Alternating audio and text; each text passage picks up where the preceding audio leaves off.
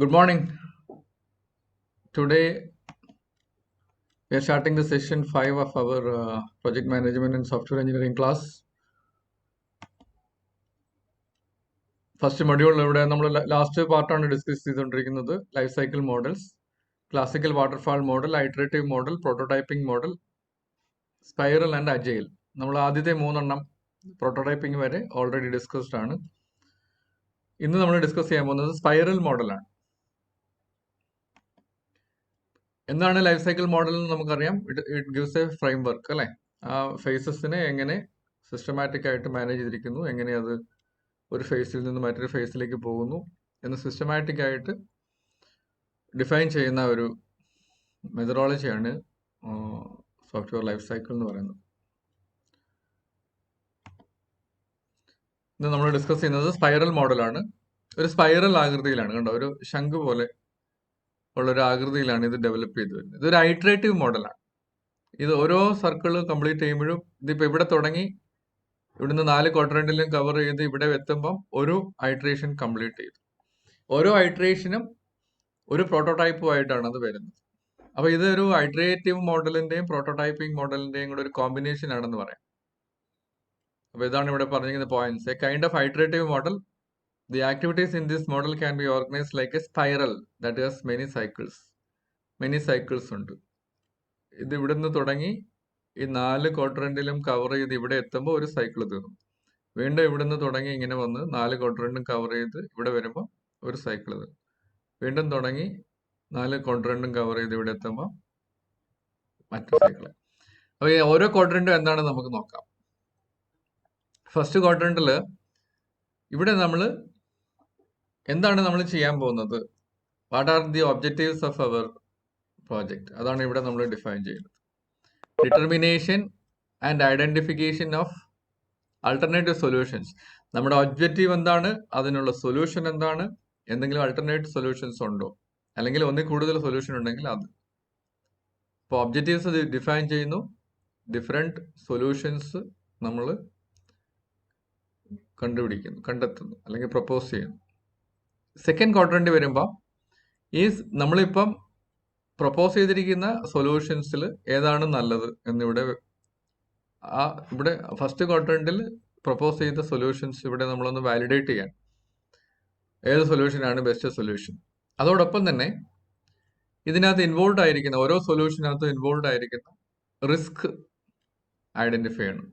ആ റിസ്ക് എങ്ങനെ നമ്മൾ റിസോൾവ് ചെയ്യാൻ പറ്റും എന്നും കൂടെ നമ്മൾ ഇവിടെ ചെയ്യണം. അത്രയും കാര്യങ്ങളാണ് ഇവിടെ. അതായത് നമ്മൾ ഇവിടുന്ന് ഫസ്റ്റ് ക്വാഡ്രന്റിൽ നിന്ന് പ്രപ്പോസ് ചെയ്ത സൊല്യൂഷൻസിൽ അതിനെയൊക്കെ ഒന്ന് നമ്മൾ വെരിഫൈ ചെയ്യുന്നു, ഏത് സൊല്യൂഷനാണ് ബെസ്റ്റ് എന്ന് കണ്ടുപിടിക്കുന്നു, ആ സൊല്യൂഷനായിട്ട് ബന്ധപ്പെട്ട റിസ്കുകൾ ഏതൊക്കെയാണ്, അതെങ്ങനെ റിസോൾവ് ചെയ്യാൻ പറ്റും എന്നിവിടെ സെക്കൻഡ് ക്വാഡ്രന്റിൽ ചെയ്യുന്നു. തേർഡ് ക്വാഡ്രന്റിലാണ് ഈ ഡെവലപ്മെന്റ് പ്രോസസ്സ് മുഴുവൻ വരുന്നത്. നമ്മുടെ റിക്വയർമെന്റ് അനാലിസിസ് തൊട്ട് ഡിസൈൻ ആണെങ്കിലും കോഡിംഗ് ആണെങ്കിലും ടെസ്റ്റിംഗ് ആണെങ്കിലും എല്ലാം ഈ തേർഡ് ക്വാഡ്രന്റിലാണ് വരുന്നത്, ഫുൾ ഡെവലപ്മെന്റ് പ്രോസസ്സ്. അപ്പോൾ ഓരോ പ്രാവശ്യവും ഓരോ പുതിയ വേർഷൻ ഇവിടെ ഡെവലപ്പ് ചെയ്തിട്ട് ഇങ്ങോട്ട് സപ്ലൈ ആണ്. ഫോർത്ത് ക്വാഡ്രന്റിൽ അതിനെ ഇവാലുവേറ്റ് ചെയ്തിട്ട് വീണ്ടും പ്ലാൻ ചെയ്യും അടുത്ത സൈക്കിൾ എങ്ങനെയാണെന്നുള്ളത്. അതാണ് ഫോർത്ത് ക്വാഡ്രന്റ് ചെയ്യുന്നത്. അപ്പൊ ഇങ്ങനെ ഇത് റിപ്പീറ്റ് ചെയ്തുകൊണ്ടേയിരിക്കും. ഓരോ പ്രാവശ്യവും വരുമ്പോൾ പുതിയ പ്രോട്ടോടൈപ്പ് കിട്ടിക്കൊണ്ടിരിക്കും. അങ്ങനെ ഇവോൾവ് ചെയ്ത് നമ്മുടെ ഫൈനൽ സോഫ്റ്റ്വെയറിലേക്ക് എത്തും. എത്ര നമ്പർ ഓഫ് ഹൈഡ്രേഷൻസ് വേണമെന്നൊക്കെ ആ പ്രോജക്റ്റിൽ അതിൻ്റെ റൺ ചെയ്യുന്ന അത് ഓൺ ഗോയിങ്ങിലാണ് നമ്മൾ തീരുമാനിക്കുന്നത്, എത്ര സൈക്കിൾ. അത് കംപ്ലീറ്റ് ആകുന്നത് വരെ, നല്ലൊരു പെർഫെക്റ്റ് സോഫ്റ്റ്വെയർ ഉണ്ടാകുന്നത് വരെ ഇത് കണ്ടിന്യൂ ചെയ്തുകൊണ്ടിരിക്കും. ഇതൊന്നുകൂടെ ഡീറ്റെയിൽഡ് ആയിട്ട് ഈ പിക്ചറിൽ കാണാം. നമ്മൾ നേരത്തെ പിക്ചറിൽ അതിന്റെ ജസ്റ്റ് ഫോർത്ത് ക്വാഡ്രന്റ്, ഓരോ ക്വാഡ്രന്റും എന്ത് ചെയ്യുന്നു എന്ന് മാത്രമേ പറഞ്ഞിട്ടുള്ളൂ. ഇവിടെ കുറച്ചുകൂടെ ഡീറ്റെയിൽഡ് ആണ് ഇത്. നോക്കുക, ഫസ്റ്റ് ക്വാഡ്രന്റിൽ ഡിറ്റർമിനിങ് ഒബ്ജക്റ്റീവ്സ്, ആൾട്ടർനേറ്റീവ്സ്, കൺസ്ട്രെയിൻസ്, ഇത് ഫസ്റ്റ് ക്വാഡ്രന്റിൽ. സെക്കൻഡ് ക്വാഡ്രന്റിൽ evaluate alternatives, identify and resolve risk. തേർഡിൽ ഡെവലപ്പ്, വെരിഫൈ എന്ന് പറഞ്ഞാൽ ടെസ്റ്റ് ചെയ്യുക, ഡെവലപ്മെന്റും ടെസ്റ്റിങ്ങും, അതാണ് ഇവിടെ ഉള്ളത്. അടുത്ത ഫേസസ് പ്ലാൻ നെക്സ്റ്റ് ഫേസസ്. അടുത്ത സൈക്കിളിൽ എന്താണ്, അല്ലെങ്കിൽ ഇവിടുന്ന് അങ്ങോട്ടും ഇങ്ങോട്ട് സപ്ലൈ ചെയ്ത സാധനത്തെ ഇവാലുവേറ്റ് ചെയ്തിട്ട് അതിനെ അടുത്ത ഫേസിലേക്ക് എങ്ങനെ കൊണ്ടുപോകാം, അടുത്ത ഫേസിൽ എന്താണ് ചെയ്യേണ്ടതെന്ന് പ്ലാൻ ചെയ്യുന്നതാണ് ഫോർത്ത് ക്വാഡ്രന്റ്. ഇനി ഓരോ ക്വാഡ്രന്റിലും ഡീറ്റെയിൽഡ് ആയിട്ട് കുറച്ച് കാര്യങ്ങൾ കൊടുത്തിട്ടുണ്ട്. ഇവിടെ റിസ്ക് ആണ്, കണ്ടോ? റിസ്ക് ഐഡന്റിഫിക്കേഷനും അനാലിസിസും അതിന്റെ മിറ്റിഗേഷനുമാണ് ഇവിടെ കൂടുതലും. ഇതിനോടൊപ്പം തന്നെ ഇവാലുവേറ്റ് ഓൾട്ടർനേറ്റീവ്സ് ഉണ്ട്. അതായത് നമ്മൾ ഇവിടുന്ന് ഒന്നിൽ കൂടുതൽ സൊല്യൂഷൻസ് പ്രപ്പോസ് ചെയ്തു, അത് ഇവിടെ വരുമ്പോൾ അതിനകത്തുനിന്ന് ഏതാണ് നല്ലതെന്നുള്ള ഇവാലുവേറ്റ് ചെയ്തെടുക്കണം. അതോടൊപ്പം തന്നെ റിസ്ക് അനലൈസ് ചെയ്യണം, റിസ്ക് ഐഡന്റിഫൈ ചെയ്യണം, അനലൈസ് ചെയ്യണം, മിറ്റിഗേറ്റ് ചെയ്യണം. ഇപ്പൊ ഓരോ ഉള്ളില് പ്രോട്ടോടൈപ്പ് 1 ആണ്, കണ്ടോ? ആദ്യത്തെ ഐട്രേഷനിൽ നമ്മൾ ഉണ്ടാക്കുന്നത് പ്രോട്ടോടൈപ്പ് 1 ആണ്, സെക്കൻഡ് ഐട്രേഷനിൽ പ്രോട്ടോടൈപ്പ് 2 ആണ്, തേർഡിൽ പ്രോട്ടോടൈപ്പ് 3. അതങ്ങനെ പോയിക്കൊണ്ടിരിക്കും. എത്ര ഐട്രേഷൻ ഉണ്ടോ അത്രയും പുതിയ പുതിയ പ്രോട്ടോടൈപ്സ് നമ്മൾ ഉണ്ടായിക്കൊണ്ടിരിക്കും. ഈ ഓപ്പറേഷണൽ പ്രോട്ടോടൈപ്പ് എന്ന് പറഞ്ഞാൽ ഫൈനലി നമ്മൾ ഫിക്സ് ചെയ്യുന്ന ഫൈനൽ പ്രോഡക്റ്റ് ആണ് ഓപ്പറേഷണൽ പ്രോട്ടോടൈപ്പ്. അതാണ് നമ്മൾ ഓപ്പറേഷന് വേണ്ടി കൊടുക്കുന്നത്. ഇനി തേർഡ് ക്വാഡ്രന്റിൽ വന്നാലേ ഇവിടെയാണ് ഫുൾ ഡെവലപ്മെന്റ് നടക്കുന്നത്. Simulations, models, bench marks. Simulations എന്ന് പറഞ്ഞാൽ സിമുലേറ്റ് ചെയ്യാൻ, നമ്മൾ എന്താണോ പ്രപ്പോസ് ചെയ്യുന്നത് അത് സിമുലേറ്റ് ചെയ്യാൻ ഏതെങ്കിലും രീതിയിൽ സിമുലേറ്റ് ചെയ്ത് കാണിക്കും. അതാണ് സിമുലേഷൻ എന്ന് പറയുന്നത്. നിങ്ങൾ മൈക്രോ കൺട്രോളറും മൈക്രോ പ്രോസസറും ഒക്കെ പ്രോഗ്രാം ചെയ്യുമ്പോൾ അതിന്റെ സിമുലേഷൻ, അല്ലെങ്കിൽ നിങ്ങൾ ആൻഡ്രോയിഡ് പ്രോഗ്രാമിംഗ് ചെയ്യുമ്പോൾ നമ്മൾ ശരിക്കും ആൻഡ്രോയിഡ് പ്രോഗ്രാം എന്തിനാണ്? മൊബൈൽ ആപ്ലിക്കേഷൻസിനാണ്. അപ്പോൾ മൊബൈൽ നമ്മൾ സിമുലേറ്റ് ചെയ്യും. എവിടെ? നമ്മുടെ ഡെസ്ക്ടോപ്പിലോ ലാപ്ടോപ്പിലോ. അപ്പോൾ മൊബൈലിൽ വേണ്ട ആപ്ലിക്കേഷൻസ് നമ്മുടെ ഡെസ്ക്ടോപ്പിലോ ലാപ്ടോപ്പിലോ സിമുലേറ്റ് ചെയ്ത് മൊബൈലിന്റെ ഒരു സിമുലേഷൻ ഉണ്ടാക്കിയിട്ടാണ് അത് ടെസ്റ്റ് ചെയ്യുന്നത്. എന്ന് പറഞ്ഞ പോലെ ഇവിടെ മോഡൽ നമുക്ക് വിഷ്വലൈസ് ചെയ്യാൻ വേണ്ടിയാണ് ഇത് സിമുലേറ്റ് ചെയ്യുന്നത്. അപ്പൊ സിമുലേറ്റ് ചെയ്യുക, മോഡൽസ് ഉണ്ടാക്കുക. ബെഞ്ച് മാർക്ക് എന്ന് പറഞ്ഞാൽ ഒരു സ്റ്റാൻഡേർഡ് ഫിക്സ് ചെയ്യാണ്. നമ്മൾ ഓൾറെഡി ഇൻഡസ്ട്രിയിലുള്ള സ്റ്റാൻഡേർഡ്സ്, ഓരോ പ്രോഡക്റ്റ്, ഇപ്പോൾ ഒരു കമ്മ്യൂണിക്കേഷൻ പ്രോഡക്റ്റ് നമ്മൾ ഉണ്ടാക്കുകയാണെങ്കിൽ ഓൾറെഡി നമ്മുടെ ഇൻഡസ്ട്രിയിൽ അതിനൊരു ബെഞ്ച് മാർക്കിംഗ് ഉണ്ട്. അതിന്റെ റിലയബിലിറ്റി, അതിന്റെ ഡ്യൂറബിലിറ്റി, അങ്ങനെയുള്ള ബെഞ്ച് മാർക്കിംഗ് അത് എവിടെ നിൽക്കുന്നു എന്നുള്ളത്, നമ്മുടെ ഈ മോഡല് സ്റ്റാൻഡേർഡിൽ എവിടെ നിൽക്കുന്നു എന്നുള്ളതാണ് ഈ ബെഞ്ച് മാർക്ക് എന്ന് പറയുന്നത്. അപ്പൊ ഇവിടെ ഈ ആദ്യത്തെ ഐട്രേഷനിൽ നമ്മൾ കൺസെപ്റ്റ് ഓഫ് ഓപ്പറേഷൻ, അല്ലെങ്കിൽ അതിന്റെ ഒരു നമ്മുടെ ഒരു സോഫ്റ്റ്വെയറിന്റെ ഒരു കൺസെപ്ച്വൽ ലെവലിലുള്ള ഒരു ഐഡിയ ആണ് ഇവിടെ നമ്മൾ ഡെവലപ്പ് ചെയ്യുന്നത്. സെക്കൻഡ് ഐട്രേഷനിൽ സോഫ്റ്റ്വെയർ റിക്വയർമെന്റ്സ്, തേർഡ് ഐട്രേഷനിൽ സോഫ്റ്റ്വെയർ പ്രോഡക്റ്റ് ഡിസൈൻ, ഫോർത്തില് ഡീറ്റെയിൽഡ് ഡിസൈൻ, ഫിഫ്തില്, അല്ലെങ്കിൽ ഇവിടെ കോഡിങ് വരുന്നുണ്ട് കേട്ടോ. Coding, unit test, integration test, acceptance test, implementation. അപ്പം ആക്ച്വൽ ഡെവലപ്മെന്റ് കോഡിങ് നടക്കുന്നത് ഇവിടെയാണ് കേട്ടോ. അപ്പൊ ആദ്യത്തെ ഐട്രേഷനിൽ ഉള്ളി കൺസെപ്റ്റേ ഉണ്ടായിട്ടുള്ളൂ. രണ്ടാമത്തെ ഐട്രേഷനിൽ നമ്മൾ റിക്വയർമെന്റ്സ് ഉണ്ടാക്കി, SRS ഉണ്ടാക്കി. മൂന്നാമത്തെ ഐട്രേഷനിൽ അതിന്റെ ടോപ്പ് ലെവൽ ഡിസൈൻ ചെയ്തു. നാലാമത്തെ ഐട്രേഷനിലാണ് നമ്മൾ ഡീറ്റെയിൽഡ് ഡിസൈനും കോഡും യൂണിറ്റ് ടെസ്റ്റും ഇന്റഗ്രേഷൻ ടെസ്റ്റും അക്സെപ്റ്റൻസും ഇതൊക്കെ ചെയ്യുന്നത്. ഇതിനകത്ത് വേറൊരു, ഈ പിക്ചറിനകത്ത് കാണിക്കുന്ന പോലെ ഇവിടെ സമയം നമ്മൾ കുറച്ചായിരിക്കും, ഇവിടോട്ട് വരുന്നതോറും സമയം കൂടുതലായിരിക്കും റിക്വയർമെന്റ്. ഈ ഫോർത്ത് ക്വാഡ്രന്റിൽ പ്ലാൻ നെക്സ്റ്റ് ഫേസസ് ആണ്. Requirement plan, life cycle plan. ഉണ്ടോ? നമ്മൾ ആദ്യത്തെ കൺസെപ്റ്റ് ഉണ്ടാക്കിയതിന് ശേഷം റിക്വയർമെന്റ്സ് എന്തൊക്കെയായിരിക്കണം, അതിന്റെ ലൈഫ് സൈക്കിള് ഫസ്റ്റ് ഐട്രേഷനിൽ എന്തൊക്കെയായിരിക്കണം ഉൾപ്പെടുത്തേണ്ടത്, ഇങ്ങനെയുള്ള കാര്യങ്ങളാണ് ഇവിടെ പ്ലാൻ ചെയ്യുന്നത്. രണ്ടാമത്തെ ഇത് വരുമ്പോഴത്തേക്ക് ഡെവലപ്മെന്റ് പ്ലാൻ ആണ് ഇവിടെ. ആദ്യത്തേനകത്ത് റിക്വയർമെന്റ്സ് അനാലിസിസിന്റെ പ്ലാൻ ആണെങ്കിൽ രണ്ടാമത്തേനകത്ത് ഡെവലപ്മെന്റ് പ്ലാൻ ആണ്.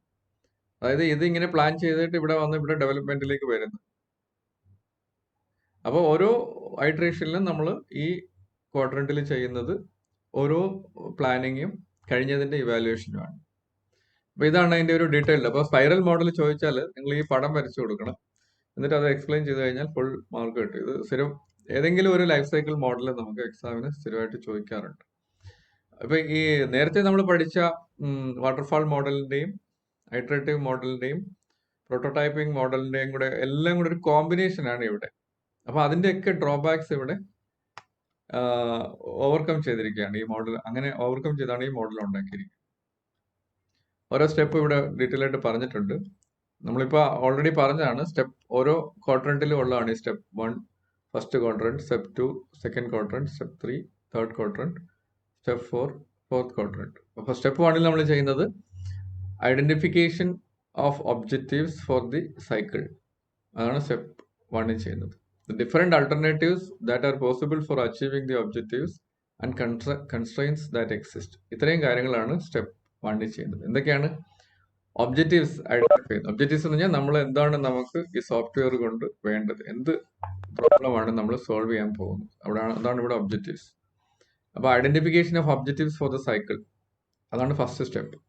രണ്ടാമത്തേത്, ഈ ഒബ്ജക്റ്റീവ്സ് അച്ചീവ് ചെയ്യാൻ വേണ്ടി നമുക്ക് ഉണ്ടാക്കാവുന്ന ഡിഫറെന്റ് സൊല്യൂഷൻസ് ഏതൊക്കെയാണ്, അൾട്ടർനേറ്റ് സൊല്യൂഷൻസ് ഏതൊക്കെയാണ്, അതിന്റെ കൺസ്ട്രെയിൻസ് എന്തൊക്കെയാണ്, ഓരോ സൊല്യൂഷന്റെയും കൺസ്ട്രെയിൻസ് എന്തൊക്കെയാണ്. ഇത്രയുമായിട്ടാണ് ഫസ്റ്റ് ക്വാഡ്രന്റിൽ നമ്മൾ പോകുന്നത്. സെക്കൻഡ് ക്വാഡ്രന്റിൽ ചെല്ലുമ്പോൾ ഇവാലുവേറ്റ് ദീസ് ഡിഫറെന്റ് ആൾട്ടർനേറ്റീവ്സ്. ഇവിടെ നമ്മൾ ഫസ്റ്റ് സ്റ്റെപ്പിൽ ഉണ്ടാക്കിയ ആൾട്ടർനേറ്റീവ്സ് അല്ലെങ്കിൽ ഡിഫറെന്റ് സൊല്യൂഷൻസിനെ ഇവാലുവേറ്റ് ചെയ്യുക, ഏതാണ് നല്ലതെന്ന് നോക്കുക. ബേസ്ഡ് ഓൺ ദി ഒബ്ജക്റ്റീവ്സ്, നമുക്ക് അച്ചീവ് ചെയ്യേണ്ട ഒബ്ജക്റ്റീവ്സ് വെച്ചുകൊണ്ടാണ് ഇതിനെ ഇവാലുവേറ്റ് ചെയ്യേണ്ടത്.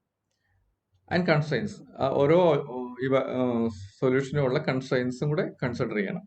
അപ്പോൾ എങ്ങനെയാണ് ഇതിന്റെ ഡിഫറെന്റ് സൊല്യൂഷൻസിനെ നമ്മൾ ഇവാലുവേറ്റ് ചെയ്യുന്നത്?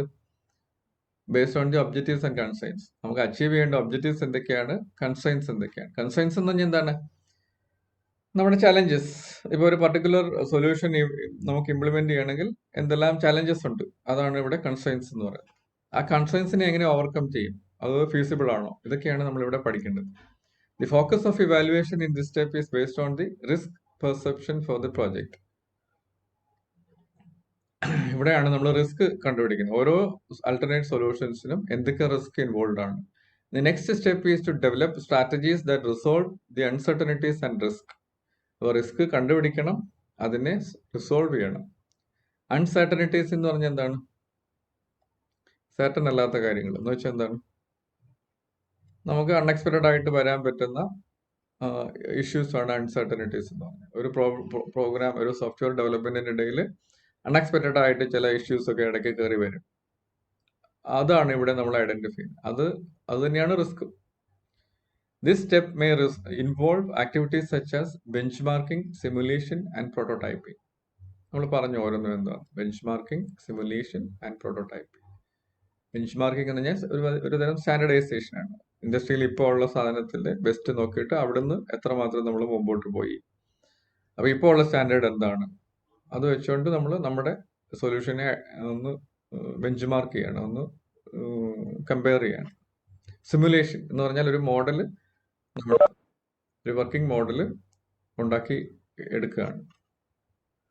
നമുക്ക് റൺ ചെയ്യാവുന്ന, വർക്ക് ചെയ്യാവുന്ന ഒരു മോഡൽ ഉണ്ടാക്കി എടുക്കുന്നതിനാണ് സിമുലേഷൻ എന്ന് പറയുന്നത്. പ്രോട്ടോടൈപ്പിംഗ് എന്ന് പറഞ്ഞാൽ അത് തന്നെ ഒരു മിനിയേച്ചർ ആണ്. നമ്മുടെ ഫൈനൽ പ്രോഡക്റ്റിന്റെ ഒരു മിനിയേച്ചർ ഓരോ സ്റ്റെപ്പിലും നമ്മൾ ഉണ്ടാക്കിയാണ് മുമ്പോട്ട് പോകുന്നത്. തേർഡ് ഫേസിൽ അല്ലെങ്കിൽ തേർഡ് ക്വാഡ്രന്റിൽ സോഫ്റ്റ്വെയർ ഈസ് ഡെവലപ്ഡ്. ഇവിടെയാണ് സോഫ്റ്റ്വെയർ ഉണ്ടാക്കുന്നത്. കീപ്പിംഗ് ഇൻ മൈൻഡ് റിസ്ക് നമ്മൾ കൺസിഡർ ചെയ്തുകൊണ്ടാണ് ഈ സോഫ്റ്റ്വെയർ ഡെവലപ്പ് ചെയ്യുന്നത്. അപ്പൊ ഇതിൽ ഈ ഒരു പർട്ടിക്കുലർ സൊല്യൂഷനിൽ ഇൻവോൾവ് ആയിരിക്കുന്ന റിസ്ക് എന്തൊക്കെയാണെന്ന് മനസ്സിലാക്കി അതിനെ റിസോൾവ് ചെയ്യാനുള്ള മെത്തേഡ്സ് മനസ്സിലാക്കിയാണ് നമ്മൾ ഈ സോഫ്റ്റ്വെയർ ഡെവലപ്പ് ചെയ്യുന്നത്.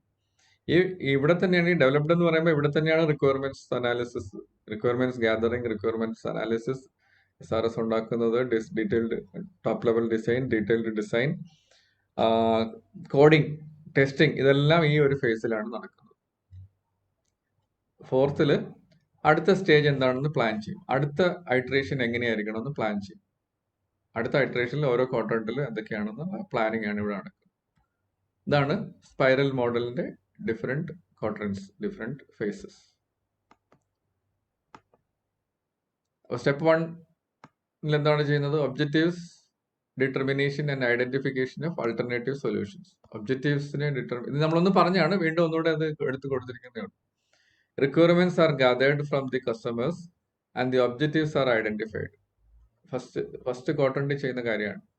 കസ്റ്റമറിന്റെ കയ്യിൽ നിന്നും റിക്വയർമെന്റ്സ് നമ്മൾ ഗ്യാദർ ചെയ്യുന്നു, കളക്ട് ചെയ്യുന്നു, അല്ലെങ്കിൽ എലിസിറ്റേഷൻ ഓഫ് റിക്വയർമെന്റ്സ് അത് ചെയ്യുന്നു. എന്നിട്ട് ഒബ്ജക്റ്റീവ്സ്, നമ്മുടെ ഈ സോഫ്റ്റ്വെയറിന്റെ ഫൈനൽ ഒബ്ജക്റ്റീവ് എന്താണ് അത് ഐഡന്റിഫൈ ചെയ്യുന്നു. അത് എലാബറേറ്റ് ചെയ്ത് അനലൈസ് ചെയ്ത് അടുത്ത ഫേസിലേക്ക് വേണ്ടി റെഡിയാക്കുന്നു. അടുത്ത ഫേസിലേക്ക് പോകാൻ വേണ്ടി റെഡിയാവും. അതാണ് ഫസ്റ്റ് ഫേസിൽ ചെയ്യുന്നത്. Then alternative solutions possible for the phase are proposed in this quadrant. അപ്പോൾ ഇവിടെ നമ്മൾ റിക്വയർമെന്റ്സ് ഗ്യാദർ ചെയ്ത് ഒരു പർട്ടിക്കുലർ മോഡൽ പ്രപ്പോസ് ചെയ്യുന്നത് ഒരു മോഡൽ അല്ല പ്രപ്പോസ് ചെയ്യുന്നത്, ഒന്നിൽ കൂടുതൽ സൊല്യൂഷൻസ് നമ്മൾ പ്രപ്പോസ് ചെയ്യുന്നുണ്ട്. നമുക്ക് ഈ പ്രോബ്ലത്തിന് ഇങ്ങനെ ഒരു സൊല്യൂഷൻ ആകാം, ഇങ്ങനെയാകാം, ഇങ്ങനെയാകാം, അങ്ങനെ 2-3 സൊല്യൂഷൻസ് നമ്മൾ ഒരുമിച്ച് പ്രപ്പോസ് ചെയ്യാം. അടുത്ത ഫേസിൽ അത് ഇവാലുവേറ്റ് ചെയ്യും. ഓരോ സൊല്യൂഷനും നമ്മൾ ഫസ്റ്റ് ഫേസിൽ നിന്ന് അല്ലെങ്കിൽ ഫസ്റ്റ് സ്റ്റെപ്പിൽ നിന്ന് കിട്ടിയ ഡിഫറെന്റ് സൊല്യൂഷൻസ് ഇവിടെ ഇവാലുവേറ്റ് ചെയ്തിട്ട് ഏതാണ് ഏറ്റവും നല്ലത്, ഏതാണ് ഫീസിബിൾ എന്ന് കണ്ടുപിടിച്ചിട്ട് അതിനകത്തുള്ള റിസ്കുകൾ during the second quadrant all the possible solutions are evaluated to select the best possible solution. First സ്റ്റെപ്പിൽ നിന്നും പ്രപ്പോസ് ചെയ്തിരിക്കുന്ന എല്ലാ സൊല്യൂഷൻസും ഇവാലുവേറ്റ് ചെയ്യുന്നു, എന്നിട്ട് അതിനകത്തുനിന്ന് ബെസ്റ്റ് സൊല്യൂഷൻ നമ്മൾ സെലക്ട് ചെയ്യുന്നു.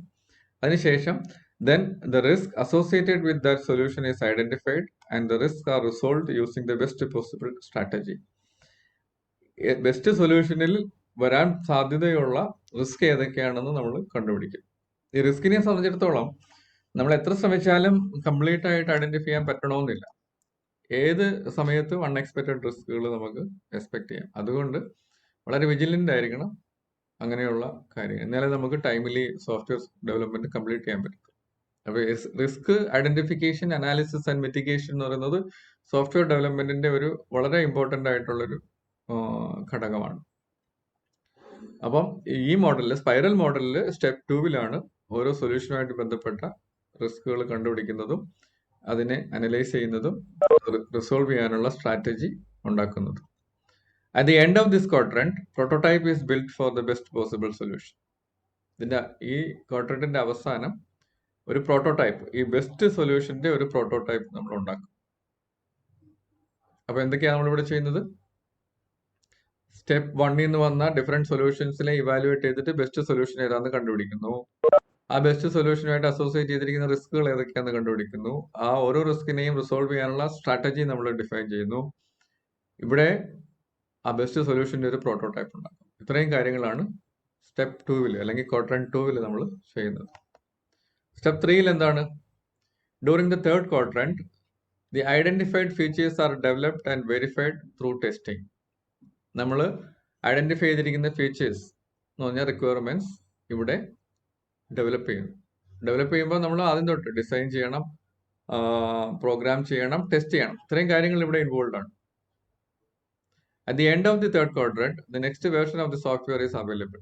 കണ്ടോ, ഓരോ പ്രാവശ്യവും ഈ തേർഡ് ക്വാഡ്രന്റ് കഴിയുമ്പോൾ ഒരു പുതിയ വേർഷൻ അവിടെ കൊടുക്കും. നമ്മൾ അടുത്ത ഫേസിൽ ഇവാലുവേറ്റ് ചെയ്യാനും പ്ലാൻ ചെയ്യാനും വേണ്ടി ഒരു പുതിയ വേർഷൻ കൊടുക്കും. അപ്പൊ ഈ തേർഡ് ഫേസിന്റെ അവസാനം നമ്മുടെ ഒരു working model of the software ഉണ്ടായിരിക്കും. ആ ഐട്രേഷനിൽ നമ്മൾ കൺസിഡർ ചെയ്ത റിക്വയർമെന്റ്സ് അവിടെ കംപ്ലീറ്റ് ചെയ്തിരിക്കും, അതിനകത്ത് ഇൻക്ലൂഡ് ചെയ്തിരിക്കും. ഫോർത്തിൽ review and plan for the next phase. Fourth ഫേസിൽ ചെയ്യുന്നത് നമ്മളിപ്പം കിട്ടിയ മോഡലിനെ, തേർഡ് ഫേസിൽ നിന്ന് നമുക്ക് കിട്ടിയ മോഡലിനെ നമ്മൾ ഇവാലുവേറ്റ് ചെയ്യണം. അമൃത് അത് ഓഫ് ചെയ്ത് വെച്ചേ, phone mic. In the fourth quadrant the customers evaluate the so far developed version of the software. In the end planning for the next phase is started. അപ്പൊ ഇവിടെ ഫോർത്ത് സ്റ്റേജിൽ അല്ലെങ്കിൽ ഫോർത്ത് ക്വാഡ്രന്റിൽ അല്ലെങ്കിൽ fourth സ്റ്റെപ്പിൽ നമ്മൾ ചെയ്യുന്നത് തേർഡ് സ്റ്റെപ്പിൽ നിന്നും തന്നിരിക്കുന്ന വർക്കിംഗ് മോഡലിനെ കസ്റ്റമേഴ്സ് അത് ഇവാലുവേറ്റ് ചെയ്യണം. കസ്റ്റമേഴ്സ് എല്ലാ കേസിലും കസ്റ്റമേഴ്സ് നേരിട്ടായിരിക്കണമെന്നില്ല, ചിലപ്പോൾ നമ്മുടെ ടീം തന്നെയായിരിക്കും അവിടെ ഇവാലുവേറ്റ് ചെയ്യുന്നത്. ടീമിൽ ഒരു കസ്റ്റമറിന്റെ ഭാഗം ആക്ട് ചെയ്യുന്ന ഒരു വിഭാഗം ആൾക്കാരായിരിക്കും അത് ഇവാലുവേറ്റ് ചെയ്യുന്നത്. ചില കേസിൽ കസ്റ്റമേഴ്സ് നേരിട്ടും ഇവാലുവേറ്റ് ചെയ്യും. It depends on the situation. ആ പ്രോജക്റ്റിനെ ഇപ്പോൾ ഒരു പർട്ടിക്കുലർ കമ്പനിയുടെ ഇൻഹൗസ് ഡെവലപ്മെന്റ് ആണെങ്കിൽ ആ കമ്പനി തന്നെയുള്ള ഏതെങ്കിലും ഒരു വിഭാഗമാണ് അത് യൂസ് ചെയ്യാൻ പോകുന്നെങ്കിൽ അത് ആ കസ്റ്റമേഴ്സിനെ കൊണ്ട് തന്നെ, അവരുടെ കസ്റ്റമർ എന്ന് പറയുന്നത് അത് ആക്ച്വലി അത് യൂസ് ചെയ്യാൻ പോകുന്ന കമ്പനിയുടെ ഡിപ്പാർട്ട്മെന്റ് ആണ്. ആ ഡിപ്പാർട്ട്മെന്റിലുള്ള അത് യൂസ് ചെയ്യുന്ന ആളെ കൊണ്ട് തന്നെ ഇവാലുവേറ്റ് ചെയ്യിപ്പിക്കാൻ പറ്റും. ഒരു എക്സ്റ്റേണൽ കസ്റ്റമർ ആണെങ്കിൽ ചിലപ്പോൾ ആ കസ്റ്റമർക്ക് ഇങ്ങനെ ഇവാലുവേറ്റ് ചെയ്യാനുള്ള ഒരു നോളജ് ഉണ്ടായിരിക്കണമെന്നില്ല. ചില കേസിൽ ഉണ്ടായിരിക്കും, കേസിൽ അവർ ഇവാലുവേറ്റ് ചെയ്യും, അല്ലെങ്കിൽ ടീം തന്നെ ഇവിടെ ഇവാലുവേറ്റ് ചെയ്യും. In the end planning for the next phase is started. അടുത്ത ഐട്രേഷന് വേണ്ട പ്ലാനിങ് ആണ് സ്റ്റെപ്പ് 4ന്റെ അല്ലെങ്കിൽ സ്റ്റേജ് 4ന്റെ അല്ലെങ്കിൽ ക്വാഡ്രന്റ് 4ന്റെ അവസാനം നമ്മൾ ചെയ്യേണ്ടത്. അതിങ്ങനെ റിപ്പീറ്റ് ചെയ്തുകൊണ്ടിരിക്കും. അപ്പോൾ ഇതൊരു ഐട്രേറ്റീവ് മോഡലാണ്, at the same time prototyping മോഡലാണ്, പിന്നെ ഒരു എവല്യൂഷണറി മോഡലാണെന്നും പറയാം. ഇവോൾവ് ചെയ്ത് വരികയാണ്. ഓരോ ക്വാഡ്രന്റ്, ഓരോ സർക്കിൾ, ഒരു ഫുൾ കംപ്ലീറ്റ് സർക്കിൾ കഴിയുമ്പോൾ ഒരു പർട്ടിക്കുലർ മോഡൽ ഇവോൾവ് ചെയ്തു. വീണ്ടും അടുത്ത ഒരു പ്രാവശ്യം കൂടെ കറങ്ങി വരുമ്പോൾ കുറച്ചുകൂടെ നല്ലൊരു ബെറ്റർ മോഡൽ നമ്മൾ കൊണ്ടുവരും. അടുത്ത ഒരു ഐട്രേഷനോട് കഴിയുമ്പോൾ കുറച്ചുകൂടെ ബെറ്റർ മോഡലും ഉണ്ട്. അപ്പോൾ ഇത് ഐട്രേറ്റീവ് ആണ്, എവല്യൂഷണറി ആണ്, പ്രോട്ടോടൈപ്പിംഗ് ആണ്. റിസ്ക് ഹാൻഡിലിങ്ങിനെ കുറിച്ച് പറഞ്ഞു. നമ്മൾ സെക്കൻഡ് സ്റ്റേജിൽ അല്ലെങ്കിൽ സെക്കൻഡ് ക്വാഡ്രന്റിൽ റിസ്ക് എന്താണെന്ന് പറഞ്ഞു, റിസ്കിന്റെ ഇമ്പോർട്ടൻസ് പറഞ്ഞു. ഇവിടെ നമ്മളതൊന്നുകൂടെ നിങ്ങളിത് നേരത്തെ ഈ റിസ്കുമായിട്ട് ഇതുവരെ ബന്ധപ്പെട്ടിട്ടില്ലാത്തതുകൊണ്ട്, അല്ലെങ്കിൽ സോഫ്റ്റ്വെയർ ഡെവലപ്മെന്റിലെ റിസ്കിനെ കുറിച്ച് നമുക്ക് അറിയത്തില്ലാത്തതുകൊണ്ട് ഇവിടെ അതിനെക്കുറിച്ച് ഒന്ന് മെൻഷൻ ചെയ്തിരിക്കുകയാണ്. A risk is any adverse situation that might affect the successful completion of A software project. ഒരു സോഫ്റ്റ്വെയർ പ്രോജക്റ്റിൽ ഉണ്ടാകാൻ സാധ്യതയുള്ള ഏതൊരു അഡ്വേഴ്സ് സിറ്റുവേഷനും ഒരു റിസ്ക് ആണ്. ഇപ്പോൾ ഒരു പർട്ടിക്കുലർ ടെക്നോളജിയിലുള്ള നമ്മുടെ നോളജ് ഇല്ലായ്മ, സ്കിൽ ഇല്ലായ്മ ഒരു റിസ്ക് ആണ്. അല്ലെങ്കിൽ ഒരു കീ എംപ്ലോയി വിട്ടുപോകാനുള്ള സാധ്യത, നമ്മുടെ ടീമിൽ നിന്നും അയാൾ ഇവിടുന്ന് കമ്പനിയിൽ നിന്നും പോകാനുള്ള ഒരു സാധ്യത ഒരു റിസ്ക് ആണ്. ഇപ്പൊ തന്നെ ഇത് കൂടാതെ തന്നെ നാച്ചുറൽ ആയിട്ടുള്ള റിസ്കുകൾ വരെ. ഇപ്പം തന്നെ നമ്മളെ പ്രളയം വന്നു, നമ്മുടെ കമ്പനിയിലേക്ക് ആളുകൾക്ക് എത്താൻ സാധിക്കുന്നില്ല, പ്രളയം. അതൊരു റിസ്ക് ആണ്. നമുക്ക് ആ ഒരു ടൈമിലി പ്രൊജക്ട് കംപ്ലീറ്റ് ചെയ്യുന്നതിന് എതിരെ നമ്മൾ അൺഎക്സ്പെക്റ്റഡ് ആയിട്ട് വന്ന ഒരു റിസ്ക് ആണ്. ഇപ്പൊ COVID-19 വന്ന് ലോക്ക്ഡൌൺ ചെയ്തു, അതൊരു റിസ്ക് ആണ്. നമ്മൾ നേരത്തെ കാണാൻ പറ്റിയിരുന്നില്ല അങ്ങനെ ഒരു റിസ്ക്. അപ്പം ഒരു ടെക്നോളജിക്കൽ ഇഷ്യൂ ആകാം, ഒരു കലാമിറ്റി, നാച്ചുറൽ കലാമിറ്റി കൊണ്ടുള്ള റിസ്ക് ആകാം, എന്തെങ്കിലും ഒരു സിസ്റ്റം ബ്രേക്ക് ഡൗൺ വന്നു, നമ്മുടെ സെർവർ ഒരു ബ്രേക്ക് ഡൗൺ വന്നു, അതൊരു റിസ്ക് ആകാം. അപ്പൊ അങ്ങനെ ധാരാളം, അല്ലെങ്കിൽ ഒരു എംപ്ലോയി വിട്ടുപോകുന്ന ഒരു കീ പേഴ്സൺ, നമ്മുടെ ഒരു പ്രധാന പ്രോഗ്രാമർ ഇടയ്ക്ക് വെച്ച് വിട്ടുപോയി, അപ്പോൾ അവന്റെ സ്ഥാനത്ത് വേറെ പുതിയൊരുത്തിനെ കൊണ്ടുവന്നാൽ അത് പഠിച്ച് ചെയ്യാൻ വളരെ ഡിഫിക്കൽട്ടാണ്. അപ്പൊ ഇങ്ങനെയുള്ള എല്ലാ കാര്യങ്ങളും സോഫ്റ്റ്വെയർ ഡെവലപ്മെന്റിൽ റിസ്ക് എന്നറിയപ്പെടും. ഇങ്ങനെ ഏത് റിസ്ക് വന്നാലും അതിനെ സോൾവ് ചെയ്യാൻ ഒരു സൊല്യൂഷൻ, ഒരു പ്ലാൻ, ഒരു സ്ട്രാറ്റജി നമ്മുടെ കയ്യിലുണ്ടായിരിക്കണം. ഇപ്പൊ ഒരു പ്രളയം അല്ലെങ്കിൽ ഒരു COVID-19 പശ്ചാത്തലത്തിൽ ഒരു ലോക്ക്ഡൌൺ വന്നു, അപ്പൊ നമ്മളത് എങ്ങനെ മാനേജ് ചെയ്യും? അപ്പൊ നമ്മള് ചിലപ്പോൾ അതിനുവേണ്ടി ഒരു അലവൻസ് ഇടണം. നമ്മൾ എപ്പോഴും ഡെഡ് ലൈന് തൊട്ട് തലേ ദിവസം തീർക്കാനിരിക്കില്ല, അതിനൊരു മാസം മുമ്പ് തീർക്കത്തക്ക രീതി വേണം നമ്മുടെ പ്ലാൻ പോകാൻ.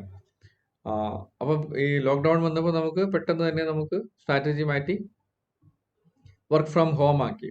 ഡെവലപ്മെന്റ് ടീമുകൾ അവരവരുടെ വീടുകളിലിരുന്ന് വർക്ക് ചെയ്യുക, എന്നിട്ടത് ഇന്റർനെറ്റ് വഴി, നമ്മൾ കമ്മ്യൂണിക്കേഷൻ മീഡിയ വഴി അങ്ങോട്ടും ഇങ്ങോട്ടും ഡിസ്കസ് ചെയ്ത് സോഫ്റ്റ്വെയർ ഇന്റഗ്രേറ്റ് ചെയ്ത് മോഡൽ ഉണ്ടാക്കുക. അപ്പോൾ അങ്ങനെ ഓരോന്നിനും നമുക്ക് അതിന്റെ ഒരു സ്ട്രാറ്റജി, അതിനെ എങ്ങനെ റിസോൾവ് ചെയ്യുന്നുള്ളൊരു സ്ട്രാറ്റജി ഉണ്ടായിരിക്കണം. ഒരു എംപ്ലോയി വിട്ടുപോയാൽ എന്ത് സംഭവിക്കും? അതിന് നമ്മളൊരു സി പ്രോഗ്രാമിൽ എക്സ്പെർട്ട് ആണ് പോകാൻ, അല്ലെങ്കിൽ നമുക്ക് നമ്മുടെ ഈ ടീമിൽ വേണ്ട ടെക്നിക്കൽ സ്കിൽസ് ഏതൊക്കെയാണെന്ന് നമുക്കറിയാം, അത് നേരത്തെ നമ്മൾ ഐഡന്റിഫൈ ചെയ്തിട്ടുണ്ട്. അപ്പോൾ അതിനൊക്കെ നമ്മൾക്ക് ഇപ്പൊ സി പ്രോഗ്രാമറിന്റെ എക്സ്പെർട്ട് നമുക്ക് വേറെ അഡീഷണൽ ആ കമ്പനിയിൽ ഉണ്ടായിരിക്കണം. ഒരു ഇൻ കേസ് ഓഫ് എമർജൻസി അയാളെ ഈ ഒരു പ്രോജക്റ്റിലേക്ക് നമുക്ക് സപ്ലൈ ചെയ്യാൻ പറ്റണം. അങ്ങനെ ഇപ്പോൾ ഒരു യൂസർ ഇന്റർഫേസ് ഡിസൈനർ ആണ് വിട്ടുപോകുന്നെങ്കിൽ അതിന് പകരം നമുക്ക് യൂസർ ഇന്റർഫേസ് ഡിസൈനറെ അവിടെ കൊണ്ടുവന്ന് അത് കണ്ടിന്യൂ ചെയ്യാൻ പറ്റണം. അപ്പോൾ ഇതിന്റെ ഡോക്യുമെന്റേഷൻ ഒക്കെ കറക്റ്റ് ആണെങ്കിൽ ഒരു പുതിയ ആൾക്ക് പെട്ടെന്ന് വലിയ താമസമൊന്നുമില്ല, എന്നാലും കുറച്ച് താമസം വരും, ഇത് ഏറ്റെടുത്ത് മുമ്പോട്ട് കൊണ്ടുപോകാൻ പറ്റും. The most important feature of the spiral model is handling this unknown risk after the project has started. അപ്പോൾ അൺനോൺ റിസ്കുകൾ ഹാൻഡിൽ ചെയ്യാനുള്ള ഒരു കഴിവ് സ്പൈറൽ മോഡലിനുണ്ട്. കാരണം ഈ റിസ്ക് അനാലിസിസ് ഇവിടെ വളരെ നന്നായിട്ട് നമ്മൾ വളരെ ഇമ്പോർട്ടൻസ് കൊടുത്ത് നമ്മൾ ഹാൻഡിൽ ചെയ്യുന്നതുകൊണ്ട് റിസ്ക് മാനേജ്മെന്റിൽ ഈ സ്പൈറൽ മോഡൽ നല്ലതാണ്. അത് തന്നെ ഐട്രേറ്റീവ് ആയതുകൊണ്ട് പോസിബിൾ റിസ്കുകൾ ഓരോ ഐട്രേഷനിലും പൊങ്ങി വരും, അത് നമുക്ക് സോൾവ് ചെയ്ത് മുമ്പോട്ട് പോകാൻ പറ്റും. Such risk resolutions are easier done by developing a prototype. ഈ പ്രോട്ടോടൈപ്പ് ഉള്ളത് കൊണ്ടാണ് ഒരു പരിധി വരെ റിസ്കിനെ നമുക്ക് പെട്ടെന്ന് ഐഡന്റിഫൈ ചെയ്യാം. കാരണം ഈ വർക്കിംഗ് മോഡൽ നമ്മൾ ഇവാലുവേറ്റ് ചെയ്ത് എന്നിട്ടാണ് നമ്മളത് ഫർദർ ഇംപ്രൂവ് ചെയ്യുന്നത്. അപ്പം ഓരോ സ്റ്റേജിലും ഉണ്ടാകുന്ന ഇഷ്യൂസ് നമുക്ക് അപ്പം കണ്ടുപിടിക്കാനും അത് റിസോൾവ് ചെയ്യാനും. The spiral model supports coping up with risk by providing the scope to build a prototype at every phase of the software development. അപ്പം ഇത് റിസ്ക്കുമായിട്ട് ഈ റിസ്ക് ഓരോ ലെവലിലും പൊങ്ങി വരാൻ സാധ്യതയുള്ള റിസ്കിനെ റിസോൾവ് ചെയ്യുന്ന രീതിയിലാണ് നമ്മൾ ആ മോഡൽ വർക്ക് ചെയ്യുന്നത്. The spiral model supports coping up with റിസ്ക്കുമായിട്ട് നമ്മൾ കോപ്പപ്പ് ചെയ്യും എന്ന് പറഞ്ഞാൽ അതിനെ നമ്മൾ ഐഡന്റിഫൈ ചെയ്ത് അതിനെ മിറ്റിഗേറ്റ് ചെയ്ത് ആണ് മുമ്പോട്ട് പോകുന്നത്. അതാണ് ഇതിന്റെ ഒരു അഡ്വാൻറ്റേജ് ഈ സ്പൈറൽ മോഡലിൽ. അപ്പൊ ഇതാണ് റിസ്ക്കുമായിട്ട് ബന്ധപ്പെട്ട് നമ്മൾക്ക് പറയാനുള്ളത്. Risk handling advantages of spiral മോഡലാണ് ഇവിടെ പറഞ്ഞിരിക്കുന്നത്. നമ്പർ 1 അഡ്വാൻറ്റേജ് റിസ്ക് ഹാൻഡ്ലിംഗ് തന്നെ. നമ്മൾ നേരത്തെ പഠിച്ച മോഡലിലൊന്നും റിസ്ക് ഹാൻഡ്ലിംഗ് ഇത്ര ഡീറ്റെയിൽ ആയിട്ട് കൺസിഡർ ചെയ്തിട്ടില്ല, അല്ലെങ്കിൽ ഹാൻഡിൽ ചെയ്തിട്ടില്ല. ഇവിടെ അത് ഒരു അഡ്വാൻറ്റേജ് ആണ്. The projects with many unknown risk that occur as the development proceeds. In that case, spiral model is the best development model to follow due to the risk analysis and risk handling at every phase. എല്ലാ ഐറ്ററേഷനിലും risk ഐഡന്റിഫിക്കേഷനും അനാലിസിസും റിസോൾവിങ്ങും അല്ലെങ്കിൽ മിറ്റിഗേഷനും involve ആയതുകൊണ്ട് risk ഹാൻഡ്ലിങ്ങിന് ഏറ്റവും നല്ലത് spiral മോഡലാണ്. അല്ലെങ്കിൽ spiral മോഡലിന്റെ ഏറ്റവും നല്ല അഡ്വാൻറ്റേജ്, ഏറ്റവും പ്രധാന അഡ്വാൻറ്റേജ് അതിന്റെ റിസ്ക് ഹാൻഡ്ലിംഗ് കേപ്പബിലിറ്റിയാണ്. രണ്ടാമത്തെ advantage, good for large projects. It is recommended to use the spiral model in large and complex projects. എന്തുകൊണ്ടാണ് ലാർജ് ആൻഡ് കോംപ്ലക്സ് പ്രോജക്ട്സിന് നല്ലതാണെന്ന് പറയുന്നത്? കാരണം ഓരോ ഐറ്ററേഷനിലും നമുക്കൊരു വർക്കിംഗ് മോഡൽ കിട്ടും. അത് ഇവാലുവേറ്റ് ചെയ്ത് അതിനെ റിഫൈൻ ചെയ്ത് പുതിയ മോഡലിലേക്ക് നമുക്ക് എത്താൻ പറ്റും. അപ്പൊ കോംപ്ലക്സ് മോഡൽസിനൊക്കെ ഇത് നല്ലതാണ്. കാരണം കോംപ്ലക്സ് മോഡൽസിനൊക്കെ എവിടേക്കാണ് ഇഷ്യൂ വരുന്നതെന്ന് നമുക്കറിയില്ല. ഓരോ ഐറ്ററേഷനിലും അതിനകത്ത് വരാൻ സാധ്യതയുള്ള റിസ്കുകളെ നമ്മൾ മുൻകൂട്ടി കണ്ട് അതിനെ റിസോൾവ് ചെയ്യാനുള്ള സ്ട്രാറ്റജി ആയിട്ടാണ് നമ്മൾ പോകുന്നത്. അപ്പം ലാർജ് കോംപ്ലക്സ് പ്രോജക്ട്സിന് സൂട്ടബിൾ ആയിട്ടുള്ള ഒരു മെത്തേഡാണ് സ്പൈറൽ മോഡൽ അല്ലെങ്കിൽ ലൈഫ് സൈക്കിൾ മോഡലിൽ സ്പൈറൽ മോഡലാണ് ലാർജ് ആൻഡ് കോംപ്ലക്സ് പ്രോജക്റ്റുകൾ ഹാൻഡിൽ ചെയ്യാനായിട്ട് better. Flexibility in requirements. Change request in requirements at later phase can be incorporated accurately by using this model. എന്ന് വെച്ചാൽ റിക്വയർമെന്റ്സ് ചേഞ്ച് ചെയ്യാം. നമ്മളിപ്പോൾ വാട്ടർഫാൾ മോഡലിലാണെങ്കിൽ, ആദ്യത്തെ ക്ലാസിക്കൽ വാട്ടർഫാൾ മോഡലിലാണെങ്കിൽ ചേഞ്ച് വളരെ ബുദ്ധിമുട്ടാണ്. ഒരു ലേറ്റർ സ്റ്റേജിൽ വരുന്ന ഒരു ചേഞ്ച് ഇൻ റിക്വയർമെന്റ് അല്ലെങ്കിൽ ഒരു ഫംഗ്ഷനാലിറ്റിയിൽ ഉണ്ടാകുന്ന ചേഞ്ച് ഇൻകോർപ്പറേറ്റ് ചെയ്യാൻ വാട്ടർഫാൾ മോഡലിൽ ഡിഫിക്കൽട്ടാണ്. ഐറ്ററേറ്റീവ് വാട്ടർഫാൾ മോഡലിൽ കുറച്ചുകൂടെ നമുക്ക് ചേഞ്ച് ഇൻക്ലൂഡ് ചെയ്യാനുള്ള സ്കോപ്പ് ഉണ്ട്. പ്രോട്ടോടൈപ്പിംഗ് മോഡലിൽ കുറച്ചുകൂടെ ഉണ്ട്. ഇവിടെ ഇതൊരു ഐറ്ററേറ്റീവ് പ്രോട്ടോടൈപ്പിംഗ് മോഡൽ ആയതുകൊണ്ട് ഇവിടെ കുറച്ചുകൂടെ ബെറ്റർ ആയിട്ട് ചേഞ്ച് മാനേജ്മെന്റ് സാധ്യമാക്കും. അതായത് ഏത് സ്റ്റേജിലും റിക്വയർമെന്റ്സ് നമുക്ക് അക്സെപ്റ്റ് ചെയ്ത് ഇൻകോർപ്പറേറ്റ് ചെയ്യാൻ പറ്റും. അതാണ് ഇതിന്റെ ഒരു advantage. Customer satisfaction. Customer can see the development of the product at the early phase of the software development, and thus they habituated with the system by using it before completion of the total product. ഓരോ ഐറ്ററേഷനിലും കസ്റ്റമർക്ക് ഒരു working model കിട്ടുന്നതുകൊണ്ട് customer അതുമായിട്ട് familiar ആകുകയും അവർക്കൊരു working model കിട്ടുന്നതുകൊണ്ട് അവരുടെ ഒരു സാറ്റിസ്ഫാക്ഷൻ കൂടുകയും ചെയ്യും. അതേസമയം ക്ലാസിക്കൽ വാട്ടർഫാൾ മോഡലിൽ അവർക്കൊരു വർക്കിംഗ് മോഡൽ കിട്ടുന്നത് at the end of the software development life സൈക്കിളാണ്.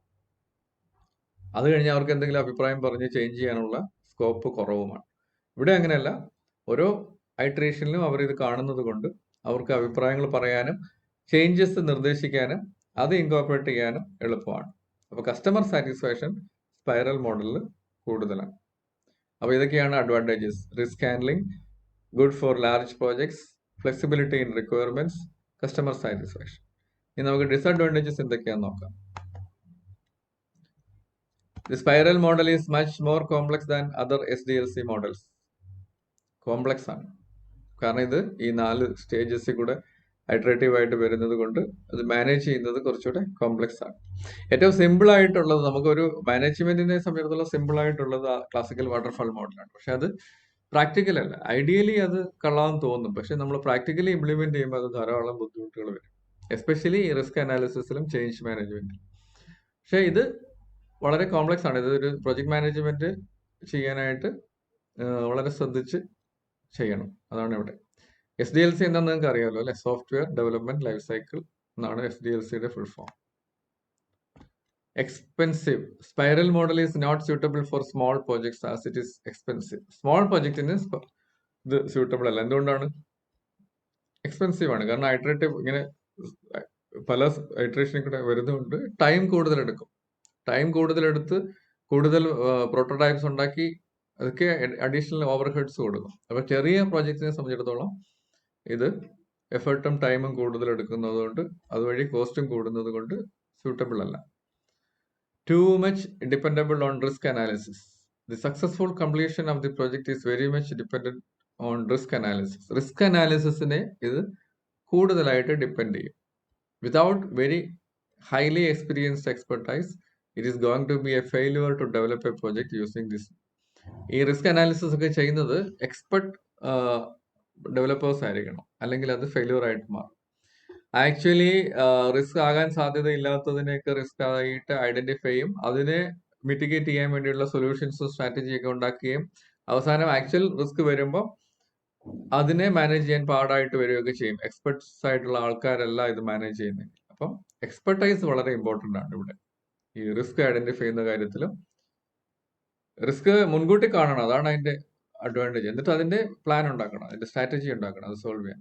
അപ്പൊ അത് എക്സ്പെർട്സിനെ സാധിക്കുള്ളൂ. അപ്പൊ അതാണ് ഇവിടെ പറഞ്ഞിരിക്കുന്നത്. Difficulty in time management. ഈ മൾട്ടിപ്പിൾ ഐട്രേഷൻസ് ഉള്ളത് കൊണ്ടും ഇത് എവിടെ കൊണ്ട് നിർത്തണം എന്ന് വീണ്ടും വീണ്ടും പുതിയ ചേഞ്ചസും പുതിയ റിക്വയർമെന്റ്സും വരികയും കൂടെ ചെയ്തു കഴിഞ്ഞാൽ ഇതിങ്ങനെ ഐട്രേഷൻസിന്റെ എണ്ണം കൂടിക്കൂടി നമ്മുടെ ടൈം ഡെഡ്ലൈൻ മീറ്റ് ചെയ്യാൻ പറ്റാത്ത ഒരു സാഹചര്യത്തിലേക്ക് എത്താൻ സാധ്യതയുണ്ട്. അതുകൊണ്ട് അത് വളരെ ഇമ്പോർട്ടൻ്റ് ആണ്. As the number of phases is unknown. എത്ര ഐട്രേഷൻ ഉണ്ടെന്നുള്ളത് അൺനോൺ ആയതുകൊണ്ട് as the number of phases is unknown at the start of the project, so time estimation is very difficult. നമ്മൾ പ്രൊജക്ട് സ്റ്റാർട്ട് ചെയ്യുമ്പോൾ എത്ര iteration ഉണ്ടെന്നുള്ളത് അറിയാൻ മേലാത്തത് കൊണ്ട് time estimation വളരെ ബുദ്ധിമുട്ടാണ്. അതുകൊണ്ട് വളരെ ശ്രദ്ധിച്ച് വേണം ഇതിന്റെ ടൈം മാനേജ്മെന്റ് ചെയ്യാൻ. കാരണം ഒരു ഐട്രേഷന് ഇപ്പൊ നമ്മൾ ഏപ്രിൽ 15 തീർക്കേണ്ട ഒരു പ്രോജക്റ്റ് ലാസ്റ്റ് ഐട്രേഷൻ നമ്മൾ പ്ലാൻ ചെയ്ത് വെച്ചിരിക്കുന്നത് മാർച്ച് 31 വിചാരിക്കുക. പിന്നെ 15 days നമ്മളൊരു അലവൻസ് ബഫർ ടൈം കൊടുത്തിരിക്കുകയാണ്. പക്ഷേ ഈ മാർച്ച് 31 കഴിഞ്ഞിട്ട് അവിടെ തീരുന്നില്ല, ഒരു ഐട്രേഷനും കൂടെ വേണം. കസ്റ്റമർ സാറ്റിസ്ഫൈഡ് അല്ല. അപ്പോൾ ഒരു ഐട്രേഷനും കൂടെ ഇനിയും നടക്കണമെങ്കിൽ 2 മാസം വേണം. അപ്പോൾ നമ്മുടെ മാനേജ് ടൈം പ്ലാനിങ് മുഴുവൻ അവിടെ തെറ്റും. അപ്പോൾ അത് വളരെ മുൻകൂട്ടി കണ്ട് അതനുസരിച്ചുള്ള ഐട്രേഷൻസ്, നമ്പർ ഓഫ് ഐട്രേഷൻസും ഫിക്സ് ചെയ്യണം. അതിനനുസരിച്ചുള്ള അലവൻസ് ബഫർ ടൈം കൊടുക്കണം. അങ്ങനെ ശ്രദ്ധിച്ച് വേണം അത്. അപ്പം ഇതെല്ലാം കൂടെ ചേർത്ത് നമ്മൾ വായിക്കുകയാണെങ്കിൽ ഈ സ്പൈറൽ മോഡലിന്റെ പ്രൊജക്ട് മാനേജ്മെന്റ് വളരെ ശ്രദ്ധിച്ച് ചെയ്യേണ്ടതാണ്. വളരെ കെയർഫുൾ ആയിരിക്കണം. റിസ്ക് അനലൈസ് ചെയ്യുന്നതിന് വേണ്ടി എക്സ്പെർട്സിനെ വേണം ഉപയോഗിക്കാൻ, അല്ലെങ്കിൽ അത് വളരെ ഒരു ട്രാജഡി ആയിട്ട് മാറും. ഇതൊക്കെയാണ് ഇതിന്റെ ഡിസഡ്വാൻറ്റേജസ് സ്പൈറൽ മോഡലിന്റെ. എന്തെങ്കിലും സംശയങ്ങളുണ്ടെങ്കിൽ നമുക്ക് ചോദിക്കാം. നിങ്ങൾക്ക് ചാറ്റിൽ എഴുതി ഇടാം സംശയങ്ങൾ. ഞാൻ ചാറ്റ് നോക്കുന്നുണ്ട്.